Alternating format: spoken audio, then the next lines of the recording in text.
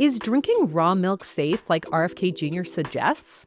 Can you reduce a glucose spike if you eat your food in, quote-unquote, the right order? I'm registered dietitian Abby Sharp. I host a nutrition myth-busting podcast called Bite Back with Abby Sharp. And those are just some of the questions I tackle with qualified experts on my show.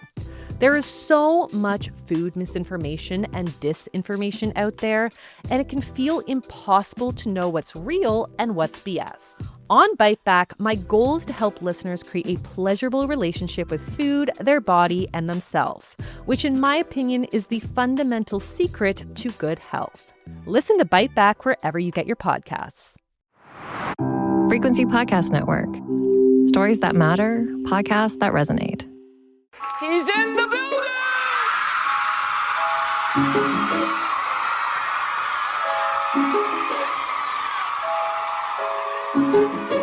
Drink the moment.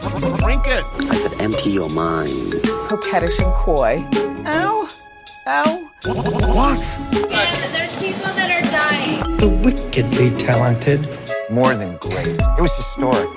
Crack is World. Oh, good for you. I have to apologize. One of the hottest. Hello, and welcome back to The Reheat, the podcast that re-examines the wildest celebrity news and scandals of yesteryear and asks, how would we react to the same events if they'd transpired today? I'm Sarah Sahagian. I'm Steph Hassan, and this week is another hot off the press. That's when we do a little episode that discusses the craziest headlines we can't stop talking about right now. Off the top, let's run through a quick few headlines. Sarah, tell me what you think as I yell these at you. Okay, so first up, this one's very relative to us.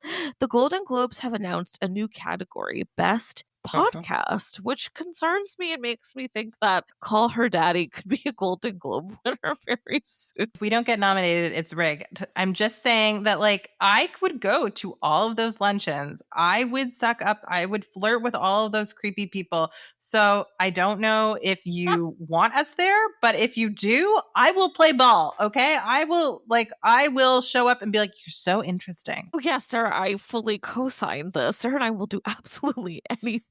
Exactly. I want a Golden Globe. I mean, it's not a real award, but I still want one. Yeah, that'll help us get it. I mean, it's not a real award. She's not wrong. She's not wrong. Okay, second up, Sarah. Tyler Perry, who I consider to be a cinematic terrorist, because every movie he makes is just garbage, has been sued. Fine. Are they? Name the fine ones, please tell me. No, yeah, I'm not sure. But he was actually very good in Gone Girl. He's a good actor. He was. And he should try that instead of directing and writing. But anyway. Probably. Okay, to take a darker path, he's been sued for sexual assault by actor Derek Dixon, who started his TV series The Oval. Also not great from what I heard. He's accusing Tyler of, quote, escalating sexual harassment, assault and battery, and professional retaliation when Mr. Dixon did not reciprocate Mr. Perry's unwanted desires or advances, in a lawsuit, and is seeking $260 million in damages. Wow. Whew, we wish him luck. We wish him luck. Yeah, good luck. And you know what? I will say, we always say this, good on the men who speak up and say that they've had an experience like that. Not enough do. Thank you, Mr. Dixon. All right, let's jump into our biggest stories of the week. So the first one is one that I've been obsessed with, Sarah. I don't know how familiar you are with the Karen Reed trial. Have you kept in the know of this? Yeah, a little bit. I'm not an expert, so why don't you read the notes that you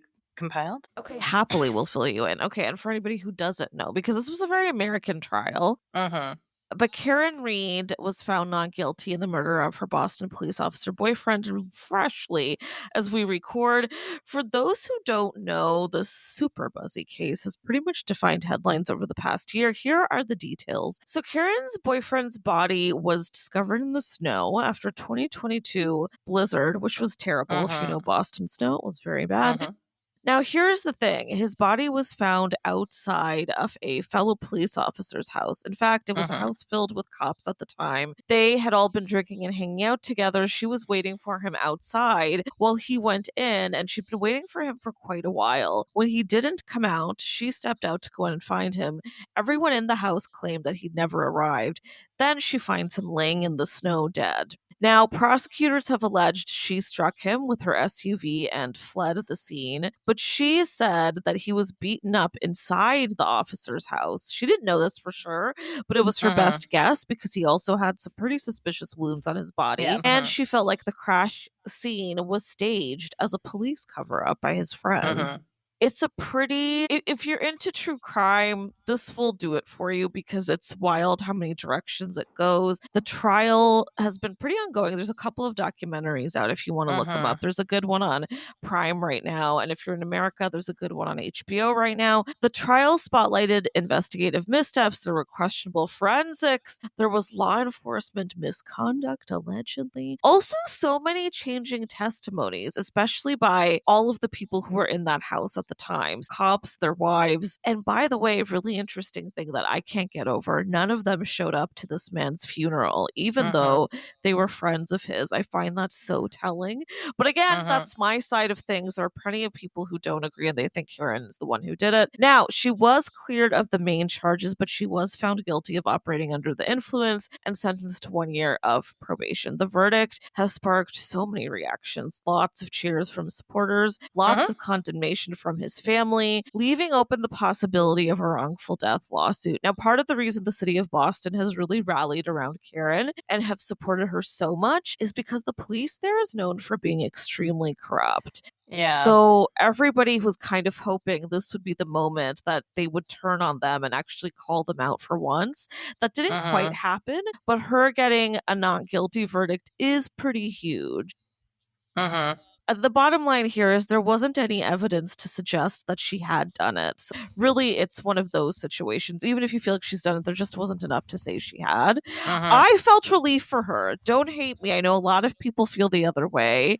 So, Sarah, tell me, what do you make of this whole case, just hearing it from me now? Yeah, I mean, it's giving me kind of Umar Zamir vibes a little bit. Yes, Remember yes. that case in Toronto where the he was basically attacked by plainclothes police officers and drove away to protect his pregnant wife and his toddler son, and then accidentally hit and killed one while he was running away of these people who came at him guns drawn, not in their uniforms. They were in plain clothes. So why would you assume it was the police? And then the police kind of conspired to try to get him convicted for killing this man. Anyway, it kind of reminds me of that. And luckily he was acquitted and with no charges. I'm just a little bit confused. You know more about this case than I do. Why did Karen get convicted of anything at all? Why was she convicted of driving under the influence? Well, she was drunk. They were all drunk. Her man was drunk. Everybody in the house was drunk. They'd all been drinking together. She was very open and honest about this. Like they had many, many alcohols. But the actual implication that she hit him with her car is the loosest, wildest accusation because it just doesn't make sense. This man had crazy wounds all over his body. Yeah. It didn't add up with being hit by a car. Her car didn't have the kind of damage on it that would suggest she had hit someone. Even just logistically, it didn't make sense. And again, I think, Sarah, you'll probably want to dive into this because you love this stuff. But if you want to get into it, please do. I will say, of course, you know, for the family, I know it must be so devastating to not know what happened and to not get any resolution. I hope that happens. One of the things that's also stuck out to me too is that police would never be critiqued and held to this much, what's the word that I want to use? They just wouldn't be held up to a microscope quite like this by people if Karen were black or brown. It's so fascinating to me because there've been so many corruption accusations in the past in Boston for people of color. And it comes down now when the quote unquote victim, but not really, is a white woman, an attractive white woman at that. It's really interesting. I have to just make that point. But if, you know, it's frustrating, but it is what it is. I'm glad she's out of there. I'll say that much. And I think part of the reason too that some people were very aggressively anti Karen Reed is because she does come off pretty abrasive. Like she's a very blunt woman. and she just really calls it like she is. You could call her an asshole. She maybe is one. But I feel like that's also the other side of this, right? Which is the woman side of it, that if she's not nice enough, if she's not sweet enough, she gets written off as a bitch. And then there's quite a few Reddit warriors who are anti-Karen Reed because of that. And I think that alone says so much. Well, and it's just, I mean, being abrasive does not make you a murderer. It kind of reminds me of Martha Stewart, right? Where you had an attractive, abrasive woman who didn't want to be nice. Yeah. And went to jail. And luckily, Karen Reed is not going to jail. I mean, going to jail for murder is very serious, and that's a long sentence. And I'm happy because there clearly is not enough evidence to convict. And just from what you're telling me, it sounds like she probably did not do this. It's very unlikely that she did this at all. But we do like to punish women for being quote unquote bitches, even if it's over punishing them. Like, I mean, what happened to Martha Stewart was overkill. And then if this woman had gone to jail, that would have been next level overkill for punishing someone for being abrasive. Anyway, I'm glad she's free. I think you're absolutely spot on right that she had some advantages in getting free. Like if she had been an abrasive woman who wasn't attractive, or had been an abrasive woman who was racialized, like maybe she would be in jail for murder, right? But, if she does end up in a lawsuit, it'd be really nice. I'm just putting this out there. Martha Stewart, we love you. Why don't you pay this woman's legal bills? You've got lots of money. You like doing philanthropy. Pay her legal bills, Martha. Martha's all about justice reform. No, I am obsessed with that idea. Or she could produce like the Karen Reed movie, which I feel like we'll do any day now. Absolutely. Yeah. Okay. Martha, listen up. Yes, I love this. Okay, we're going to take a quick break. But in the meantime, catch up on your Karen Reed. We're going to put all the notes in the box below.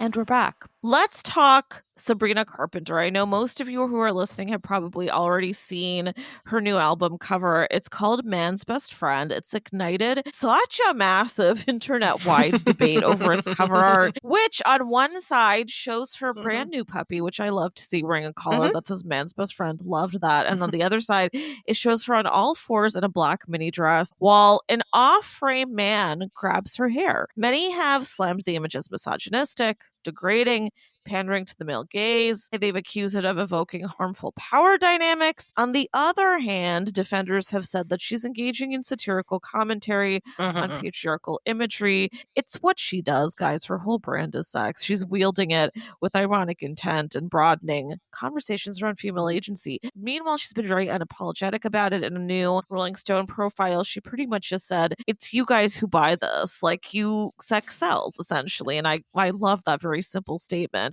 Sarah, I want to know which side of the debate you live on. I think it's satire. She's very funny, and most of her music is satirical. Like the fact that you can't see the person who's pulling her hair, I actually think shows that she's objectifying them, right? Because there are a lot of images of women where it zooms in on a body part, right? Like a lot of objectification is just focusing on a woman's breasts or her ass, and you don't see the full person, right? Historically, that's been a lot of how women have been objectified and depersonalized and dehumanized in the media. And so she's kind of doing that, where she's like, you are about, like, I'm centered in this experience. I'm objectifying you, right? Like, yes, I'm doing this thing that we would historically see as for the male gaze, but maybe it's for her. Maybe she's really into BDSM. But he's just sort of there almost as a tool, right? It's not about him. It's about her experience. So that's what I think she's going for. And you can read academic essays about how we sort of take women's body parts and we don't actually show the whole woman a lot of the time. Like there is a long history of that, especially in advertising for the male gaze. So I think she's smart. I think this is just what I'm saying here. I think she's smart. I think she's funny. I think she's capable of sophisticated satire. So I'm on her side here. And I also think she knows two things. She knows that this is satire. It works on multiple levels. But even if you don't know about the satire, even if you're kind of not paying much attention and not analyzing it, sex also sells. So this woman is allowed to want to make money while also, including subversive images in her music that if you bother to look for, you can find. Oh God, yes, sir. I love when we agree. And I love that point about the man being a tool, basically. I hadn't thought about it that way. That's excellent. I am so with you. I also feel like part of the problem with a lot of this is purity culture. And I think especially, and I'm sorry to call you Gen Zers out, but I think it's partially that younger audience who is different from us when we were that age and we were exposed to like Britney and Christina in that era where they were a little more sexualized. But I feel like for a lot of them, seeing a cover like this, it almost feels violent because it's just they can't accept or understand kink, and also that a woman can enjoy submission, and that's not a bad thing. And she's just showing us something that makes her feel pleasurable theoretically. And I think P.S. a lot of people enjoy that. I like having my hair pulled sometimes. People do. Your friends probably do. There's nothing wrong with that. And I do think part of that is female agency. I find this whole debate is so ludicrous. And also people who are shocked and appalled. She's had this brand the entire time. I was going to say the debate about BDSM is funny because it's all new every time, right? Like it's millennials had this debate and I guess every generation has to have it anew.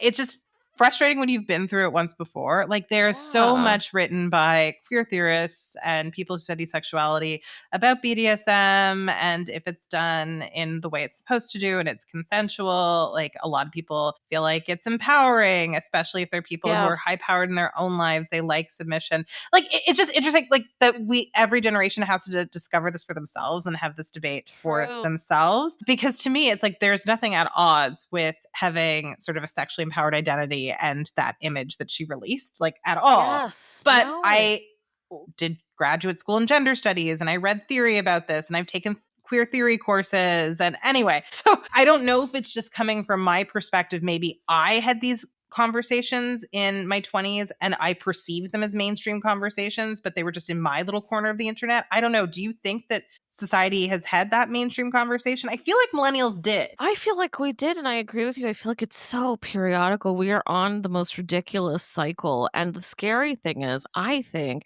is that it gets more prudish over time. Like, I feel like this time around, it's even more vicious than it was before, but maybe I'm just not remembering it that well. Because I think back to when Britney dropped the Slave For You video, or she was on that Rolling Stone cover in her underwear. Like, we were having big conversations. It just didn't feel quite this prudish, because I feel like if Slave For You came out now, people would tear Britney apart, and that's ludicrous because back then it was the start of this whole new great wave in pop music, and it was incredible. I think part of the difference too is that, and this could also just be me, but I went with Sabrina. I believe that it's a very authentic brand to her. I don't feel that she is prepackaged, right? We talked about Tate McRae a couple weeks ago. She feels a little more prepackaged to me. Her releasing Sports Car, which is a sexier song. It's not off the scales of sexuality, but that also shocked and stunned her fans, right? And I feel like they shouldn't have been, because she's also very sexual in her imagery. But cut to Sabrina, and everybody's ready to like throw her on the cross. I don't understand. I think a lot of you guys need to calm down. I think a lot of you need to get your hair pulled in bed, see how it feels, and chill out a little bit. You might like it. It's funny because I don't want to dismiss people who say that like objectification is real, because it can be real, right? Like we can have objectifying images for sure of women. And it can be hard to parse what's objectification and what's not. I feel like this is a clear example of something that isn't objectification. Also, if you listen to the songs, you know that she's taking the piss out of men, right? Like she's so that's why I'm like, if you see this as our entry point, this image is the entry point for the album, then I don't think there's any possible argument you can make for it being objectification. Yes, but there's a lot written about objectification. Read Angela McRobbie's work, guys, if you want to have somebody who explains objectification really well. So it's a real thing. It just isn't everything, right? It is possible to enjoy BDSM and not be objectified. It's also possible to be in an image where that depicts BDSM and be objectified, right? But objectification can happen in any context. It's not unique to BDSM. So it's one of those things where you have to develop media literacy to be able to figure out when it's objectification, when it's not. And that's really hard. So I understand. I have some sympathy for people who are misidentifying this as objectification, because that's when you're becoming media literate and you're just starting your journey, it's hard to figure out what's problematic and what's not. It really is. That's true. That's true. You're right. I should be a little kinder. Yeah, you're right. You're absolutely right. Okay, I'm going to hit you with our final headline. Another little bit of shift here, but I feel like this is up your alley, Sarah. So Ryan Murphy's latest, another cinematic terrorist, Ryan Murphy. His latest headline to TV series is set to center JFK Jr. and his wife, Carolyn Bessette-Kennedy. I will say I'm thrilled for this because I love these two. I don't know why we haven't seen an adaptation of them in so long, but it's already got people stressed. Why? Well, although both are being played by relatively new actors who look a whole lot like their real life counterparts, the fashion is looking very concerning. So there's quite a few paparazzi shots, particularly the woman who's playing Carolyn. Just like a little bit of a debrief here for those who don't know. She's still so well known for her very Calvin Klein, very minimal, very tailored, very neutral wardrobe. You can look up tons of photos. We'll link to those too. But she's been considered an influence for a very, very long time. But in these paparazzi shots, we see this actor playing her and she's wearing, I mean, it's atrocious. She's wearing very modern silk skirts paired with Converse. Yeah. She's got on like a cheap beige stiff as hell trench, another stiff as hell bag that looks like it's never been touched. It's all very appalling. I'm just giving you a few examples. Her hair too looks like it's not the same. Like Carolyn's was a very specific tone of blonde. I think she even had like a very famous stylist for her hair. Yeah. This actress has very like platinum pin straight hair. Yeah. The cut even accused the styling of being too Mango and Zara. Ouch. Personally, I love Mango and Zara. So no offense to our listeners, but we're talking about the Kennedys here, right? Yeah. They're on a different level. So here's my thing. Her style is so well documented. Could they not pull any archival looks? What is happening? Sarah, is this an early red flag for American Love Story? Okay. Ryan Murphy has very high standard deviation for his projects. Yeah. I would say 1 in every 3 is outstanding, and then the other 2 are just dreadful, right? Like this man can't make a B+ show. He can't, right? It's either a D or an A+. That's absolutely his, right. He just, and I don't understand what it is. Same. Like why he can't make anything that's just, it's pretty good, right? Like, you know, I was watching a show that I really enjoy on Apple called Your Friends and Neighbors, which is like an aggressive B+ A- show. And it's so fun.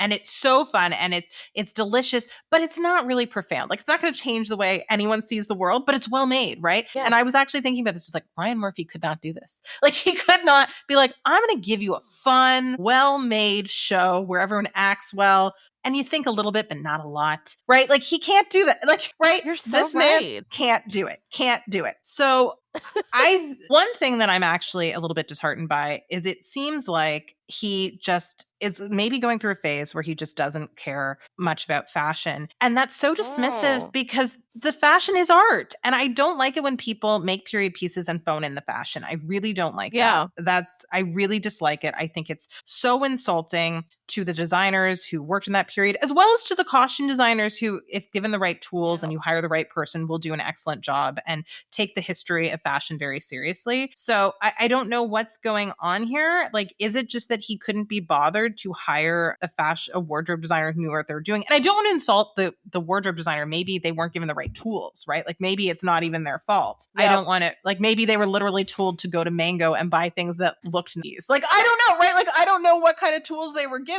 Yeah, it's certainly giving like younger junior stylist, someone who's new, like previously were like a protege and now they get to be on their own. It's not great. But I'm so with you. God, you gave such a perfect analysis of Ryan Murphy's track record. Here's what surprises me too, is that on his OJ series, which is just so phenomenal and will always be my favorite Ryan Murphy, that was spot on. Like even just the wig work was amazing, right? And then even the newer Menendez Brothers series, which is horrendous, they clearly had so much fun with the fashion and getting that right. So I'm quite shocked. Like the fashion is never something I've had to side eye in a Ryan Murphy show, and he's got a lot out there that's never been off. Even if we go back way to the early Ryan Murphy days, which I think are his prime days with Nip Tuck and Popular, the fashion was phenomenal. Like, what is going on here? It's certainly interesting. It's got me side-eyeing. And you're right. He's either a complete hit or a complete miss. And now I'm really worried because I was really looking forward to this show.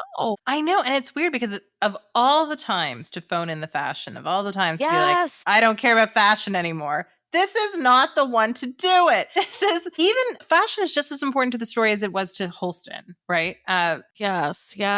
Just as important. And Carolyn Bessette, like, I mean, it's interesting because to me, she's still so mysterious. There's so much we don't know about her. She didn't have a lot of opinions that we knew of. She might have been very opinionated in her personal life. So the way she became iconic was through her fashion. And so it really does a disservice to her legacy not to portray her as accurately. It's not really fair to this woman who died way too young and didn't get to accomplish a lot of the things that she likely wanted to accomplish in life. And we'll never know exactly what she wanted out of her life because she was a private person. But I just feel like anytime someone dies young and then the legacy they have, you don't take seriously, it's just so heartbreaking. It must be so hard for her family to see. And her family, I mean, we talk a lot about the Kennedy loss here. Her family lost 2 daughters. Okay.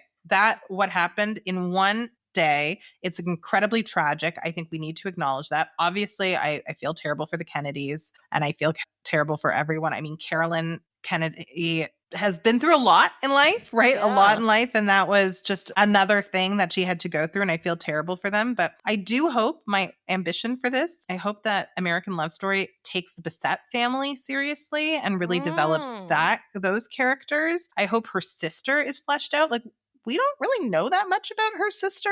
I know nothing, honestly. I know. And she died very, very tragically. Very tragically. You're so spot on. God, I love that you made that point. Yes.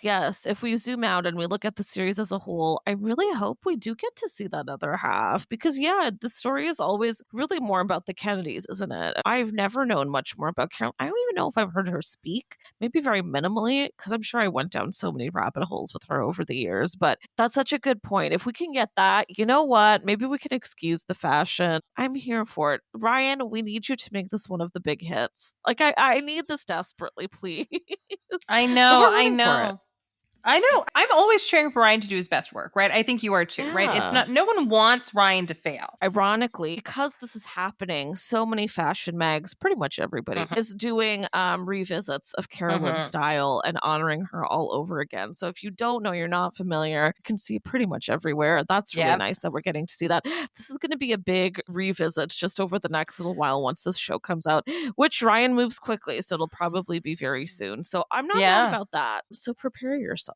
That's this week's episode, Sarah. I want to thank all of our gorgeous, gorgeous listeners. You can listen to The Reheat for free on the Seeker app. You can also find the show on the Frequency Podcast Network or wherever you get your podcasts. If you want to hear more from me, you can find me at _Sidafison. Sarah, where can our listeners find you? Listeners can find me on Instagram at Sarah. And if you liked this podcast, please rate, review, and subscribe so other listeners can find us too. It really does help us. And if you would like us to keep growing, as we know you do, we'd love for you to support us on Patreon at patreon.com/thereheat, where we've definitely got some goods in store for you.